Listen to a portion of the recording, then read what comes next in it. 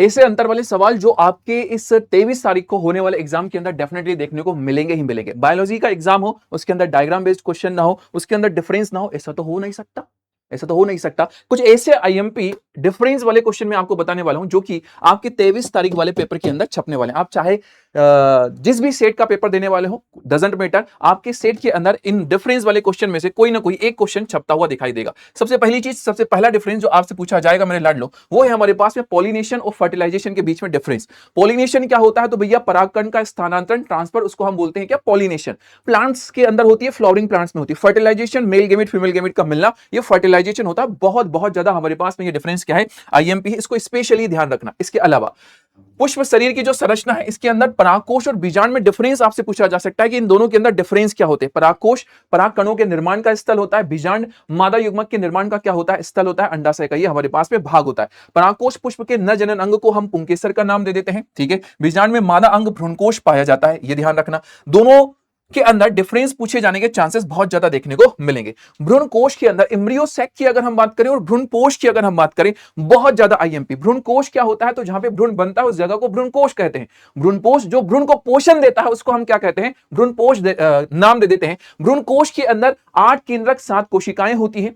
हमारे भ्रूणपोष की बात करें तो ये ट्रिप्लॉइड होता है, 3n वाली कंडीशंस के अंदर हमारे पास में देखने को मिलता है। मानव जनन में अंडाणु जनन और शुक्राणु जनन ये ऐसा टॉपिक है जिसमें कि डिफरेंस पूछे जाने के चांसेस बहुत ज्यादा होते हैं। अंडाणु जनन अंडाशय के अंदर होता है, शुक्राणु जनन की अगर हम बात करें तो ये वृषण के अंदर होता है। अगर हम बात करें अंडाणु जनन की तो ये प्रोसेस बहुत पहले से शुरू हो जाती है, जब जो गर्ल है, जो बच्ची है, वो मां के पेट के अंदर होती है, तब से अंडाणु जनन शुरू हो जाता है। लेकिन शुक्राणु जनन के बारे में अगर हम चर्चा करेंगे तो वो तो भैया 12-13 साल की उम्र में क्या होता है? शुरू होता है। ठीक है सर जी, ये वाला भी हम करके जाएंगे। मेंडल के 2 लक्षण, पहला प्रभावी लक्षण और दूसरा अप्रभावी लक्षण के आने के चांसेस एज अ डिफरेंस के फॉर्म में आपको बहुत बहुत ज्यादा देखने को मिलेंगे। डोमिनेंट कैरेक्टर वो कैरेक्टर होता है जो कि विषम युग्मजीय और समयुग्मजीय अवस्था दोनों में आता है, और रेसेसिव कैरेक्टर जो सिर्फ और सिर्फ समयुग्मजीय अवस्था में आता है उसे हम बोलते हैं वो रेसेसिव कैरेक्टर होता है। समयुग्मजीय विषम युग्मजीय के अंदर डिफरेंस आने के चांसेस आपको बहुत ज्यादा देखने को मिलेंगे। इसके अलावा जीनोटाइप और फिनोटाइप की अगर हम बात करें तो इसके आने के चांसेस आपको बहुत ज्यादा देखने को मिलेंगे। डीएनए और आरएनए के अंदर डिफरेंस बहुत बहुत बहुत बहुत ज्यादा जरूरी है। डीएनए और आरएनए के अंदर जो डिफरेंस है ये बहुत ज्यादा आपको अच्छे से कर लेना है। इसके अलावा प्यूरिन और पिरिमिडिन की अगर हम बात करें, ये सवाल बहुत बार पूछा गया है कि प्यूरिन और पिरिमिडिन के अंदर डिफरेंस लिखिए। इस बार भी इस सवाल के आने के चांसेस बहुत ज्यादा आपको देखने को मिलेंगे ही मिलेंगे। सक्रिय प्रतिरक्षा और निष्क्रिय प्रतिरक्षा, कौन से ऐसा ईयर है जिसमें यह क्वेश्चन ना आया हो? सक्रिय और निष्क्रिय प्रतिरक्षा बहुत ज्यादा आपके लिए क्या रहेगी? आईएमपी रहेगी। इसके अलावा खाद्य श्रृंखला, खाद्य जल, लास्ट वाला इकोलॉजी वाली यूनिट से अगर हम बात करें तो खाद्य श्रृंखला, खाद्य जाल के अंदर आपको डिफरेंस देखने को मिलेंगे ही मिलेंगे। ओके सर जी। उत्पादक और उपभोक्ता के अंदर आपसे डिफरेंस पूछा जाएगा कि क्या डिफरेंस है उत्पादक उपभोक्ता के अंदर। आपसे पूछा जाएगा प्राथमिक उत्पादकता और द्वितीयक उत्पादकता में क्या डिफरेंस है। छोटी छोटी सी डेफिनेशन, छोटा सा डिफरेंस जो है वो आपसे पूछा जा सकता है। ये कुछ ऐसे डिफरेंस मैंने आपको बताए हैं 6 से 7 जो आपके लिए बहुत ज्यादा जरूरी है। इसके अलावा मैं कुछ और चीजें बता करके आपको जा रहा हूं जो आप क्या कर सकते हैं अपने एग्जाम के लिए ध्यान में रख सकते हैं। जैसे आपसे डीएनए आरएनए के बारे में एमसीक्यू क्वेश्चन, सब्जेक्टिव क्वेश्चन पूछे जाने के आपको बहुत ज्यादा चांसेस देखने को मिलेंगे। मेंडल के नियम जो है बहुत ज्यादा चांसेस हैं कि आपके इस साल के पेपर के अंदर मेंडल के नियम क्या होगा? छपेगा ही छपेगा। ठीक है भैया।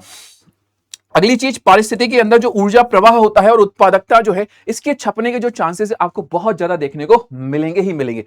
ह्यूमन रिप्रोडक्शन आईएमपी चैप्टर कुछ नहीं कह सकते इसमें से क्या पूछ लिया जाए, बट फिर भी मैं आपको कह दूं जो आतर्व चक्र है और मादा जनन तंत्र है वहां से आने के चांसेस सवाल होके ज्यादा है। ये 3 टॉपिक्स मैंने आपको एक्स्ट्रा बताए। इसके अलावा मैंने आपको कुछ बहुत ज्यादा आईएमपी क्या की है, डिफरेंस वाले क्वेश्चन बताए हैं। आपको परीक्षा के लिए बहुत सारी शुभकामनाएं। इनमें से किसी भी टॉपिक से रिलेटेड कोई भी प्रॉब्लम हो मेरे लैंडलो, 2 दिन मैं कंटिन्यूअसली आपके साथ में खड़ा हूं इसी चैनल के ऊपर, आपके साथ में खड़ा हूं। आपके इंग्लिश का पेपर हो जाएगा 20 तारीख को शाम को 6 बजे से 23 तारीख सुबह तक 8 बजे तक मैं तुम्हारे साथ में हूं। इनमें से किसी टॉपिक के अंदर कोई भी डिफिकल्टी लग रही हो, अपने सेशन के अंदर आ जाना मेरे लाडले, हम उसको क्या करेंगे बहुत अच्छे से समझेंगे, डिस्कस करेंगे। Thank you so much.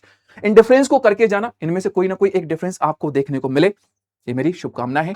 परीक्षा के लिए आपको बहुत सारी शुभकामनाएं। Thank you so much. Bye bye, take care, जय हिंद।